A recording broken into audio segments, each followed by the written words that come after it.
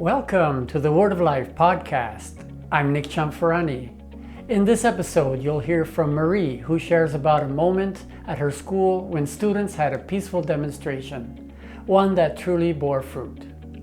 You'll also meet Anton, who tells a delightful story about the wisdom of peacemaking. And finally, you'll hear from Miguel, who reflects on how patience and understanding open the way to a peaceful relationship. This month's scripture comes from Matthew chapter 5, verse 9. Blessed are the peacemakers, for they will be called children of God. And now I'd like to invite Tom Rowley to share a short introduction.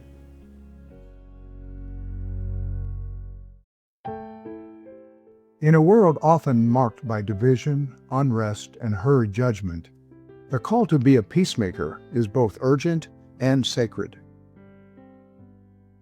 Blessed are the peacemakers, for they shall be called children of God, is not merely a comforting verse.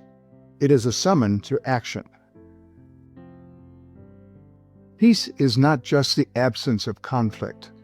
It's the presence of compassion, understanding, and justice.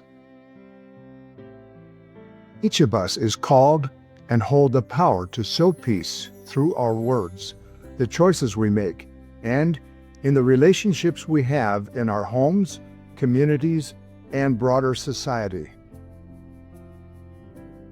By embracing this role, we reflect the heart of God and become instruments of healing in a fractured world. We can be certain that our lives will have a profound effect when we are committed to peace. Hi, Marie. Welcome to our podcast. It's so nice to have you with us today. How are you? I'm good, Nick. It's good to see you. We're old friends going way back, so it's great to catch Yes, up.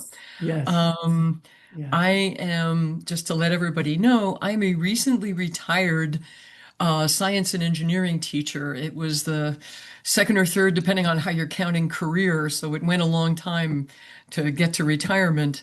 Um, and I have a big family. I'm finally trying to do things. I've been more busy in my retirement, I think, than I was teaching because I tried to keep active in my community. You know, I do stuff for my parish, I do stuff for the STEM community because that's what I taught. So, and I want to share an experience that happened some time ago while I was teaching. I worked in a very big school district in New Jersey, very urban, almost 3,000 students. And every spring, the school board gets together and usually decides of all of, because it was, not just the 3,000 students in the high school, but almost 10,000 if you count the elementary school. So it's a big district.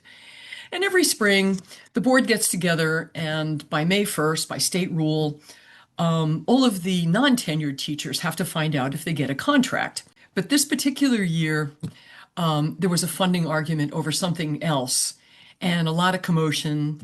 And the school district didn't quite get to that as business as they usually do, because this other argument was clouding things out. And so instead of deciding who would go and who would stay based on their recommendations, they fired everybody. Almost 300 teachers lost their jobs. But the students decided to do something different, and I was really proud of them. I'm not allowed as a teacher to follow their social media feeds, but one particular student, one of mine, he was the leader, or the kind of ringleader in it, started a Twitter feed going to saying, we're organizing something. We're going to walk out and walk to the mayor. So to make sure everything was good, they went from every teacher's classroom right after homeroom, and they gave each one a handwritten message that said, we're doing this for you. Do what you need for attendance because we're not going to be here. It's up to you. We respect it. But we're doing this for you. And they made up sticky notes of, we love you. We're with you. All kinds of things. You're the best. And they posted them on all of the teachers who got let go, their doors. To the credit, the students stayed very peaceful.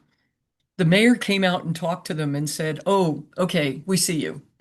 Got them all to march back peacefully to the school, to the football stadium. And the school administration called up the student council, and they all spoke together. And they said, okay, we hear you. We understand. we'll be talking. We're going to set up meetings. And they had meetings right that day with the student council. The best part is they did carry through on their word. The school board stopped meeting for the rest of the year. That had other implications, but they set up a bunch of meetings. And the students, I mean, some of them came to me and said, gee, I'm glad they reacted like this. I've never had such, good dialogue, especially the student council students who are my students. They said, as student council rep, I've never had such a meeting with the administration as we've had lately.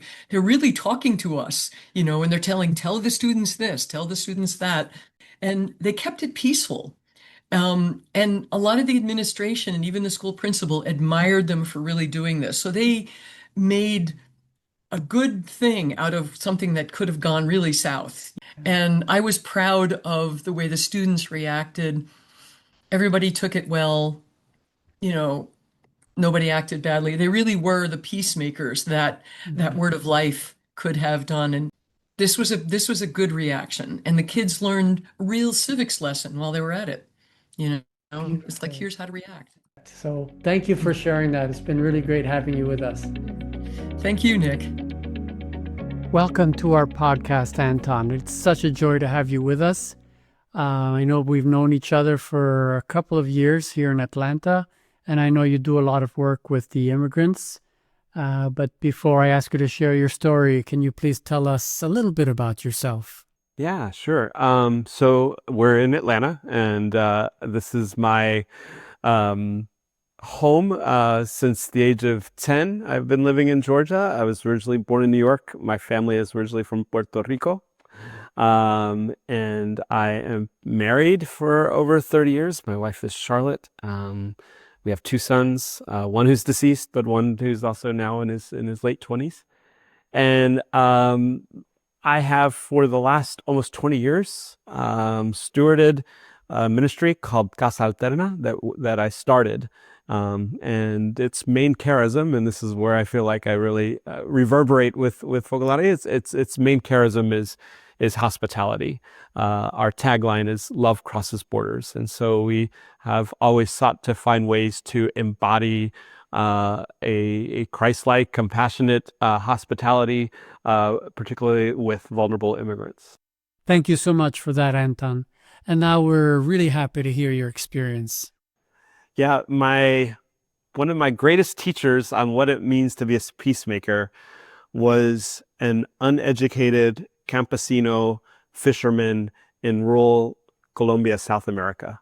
Charlotte and I went there as a part of an organization doing accompaniment with individuals who were living in the crosshairs between the guerrillas and the paramilitary in Colombia at that time, especially.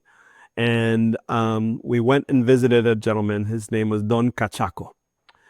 His home sits up on a hill, overlooks a beautiful ciénaga, like a lake.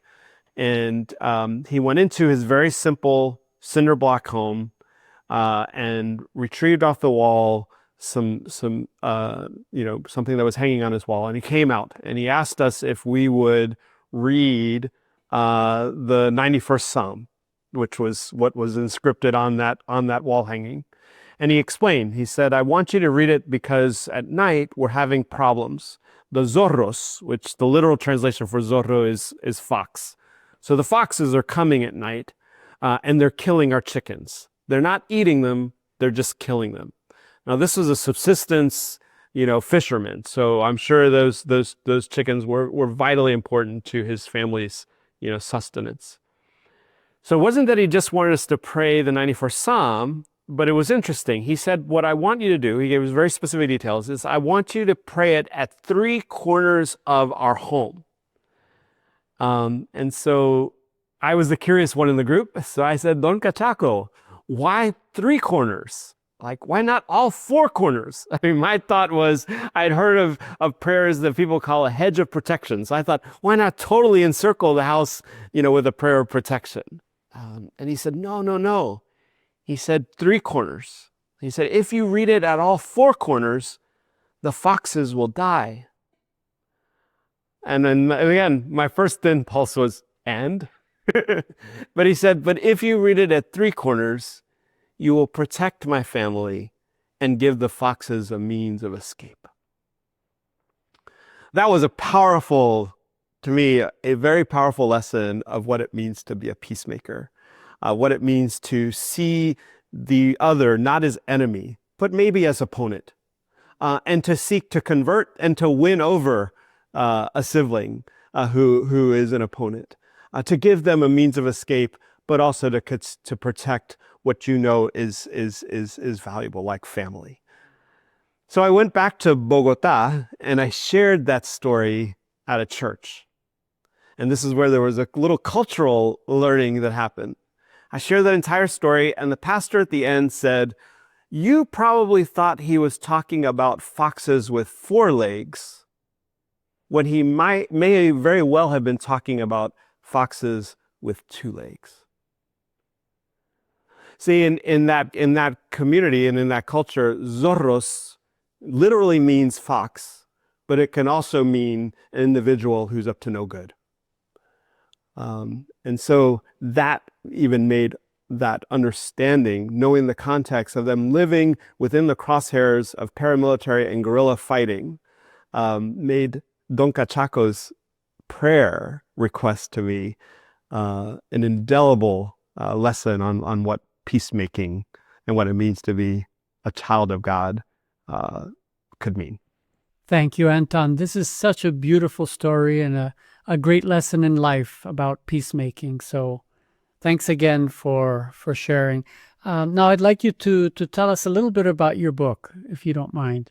Yeah, so the story I just shared is not in the book, but the book is a collection of stories, and stories from my life, and actually stories more recently from just the past 5 years.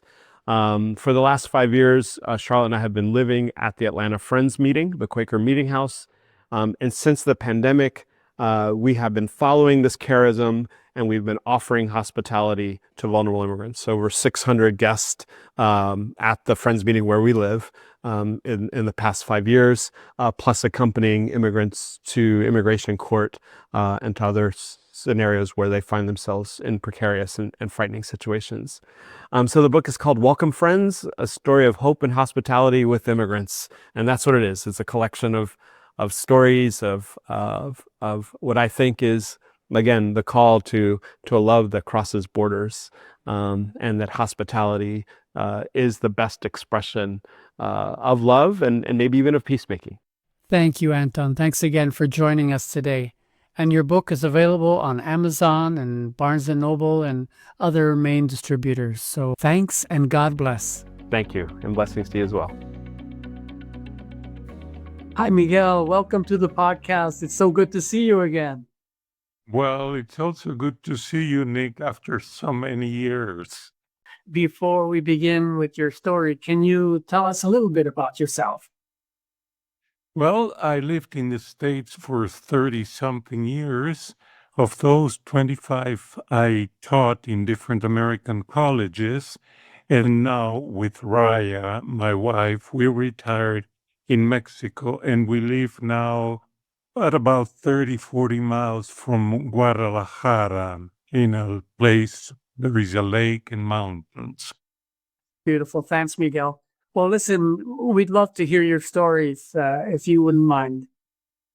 Oh, certainly, I'll be glad to share it. It happened some years ago, and the point of this story is how a potential conflict, instead, because of living the word, became a source of energy, I would say divine energy. No? Some years ago, I used to help the development of the Focolare movement in the Caribbean, particularly in the Dominican Republic. So one day I was there. I had to travel 4 hours by bus to a city because there were supposed to be meetings there with many people. And I get there to that city after 4 hours by bus, and I see the local person who was coordinating already from the window of the bus, but I could see that his face wasn't that positive, let's say it like that. Well, get down off the bus, start talking with him, and I realized that there was something wrong, and we do some small chit chat, but then I asked him, well, what about the meetings tonight with all these other people and tomorrow? And he tells me, no, it could not be done. We could not program, etc., etc. I felt obviously a little bit disappointed because, so many hours by bus. And then the fact that I was not going to meet all these people with whom we were involved in different projects, right?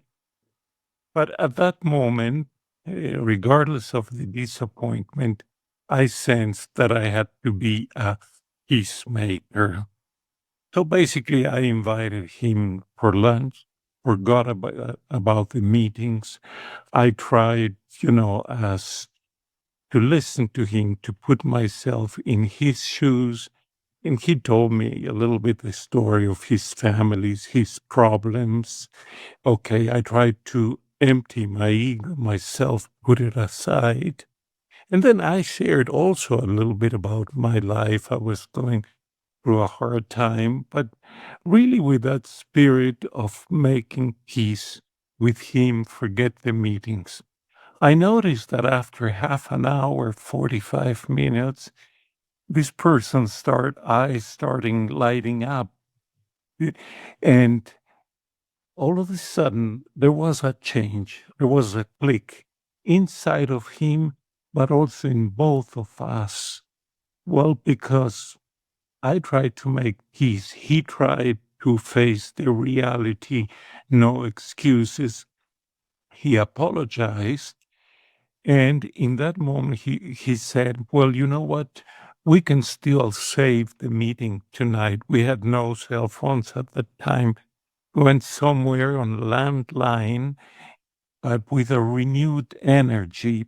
Maybe it was, when Jesus says in the gospel, where two or more are gathered in my name. My name means in love, right? Well, things moved. And I can tell you that evening, the meeting in that city was one of the best that we ever had with many people. And so in the successive evenings, no? But the most important thing that remains, it was that renewed relationship with Antonio, that person, and that sense of something supernatural. I don't mean supernatural, something strange, but above the natural feelings, no? Because this word has a second part. They will be called children of God. We had a touch of God, of children of God, in that situation at lunch that could have become conflictive, but instead it became a source of light, energy, warmth, not only for us, but for many people. This is more or less a summary of that little story. Beautiful. Thank you. Thank you, Miguel.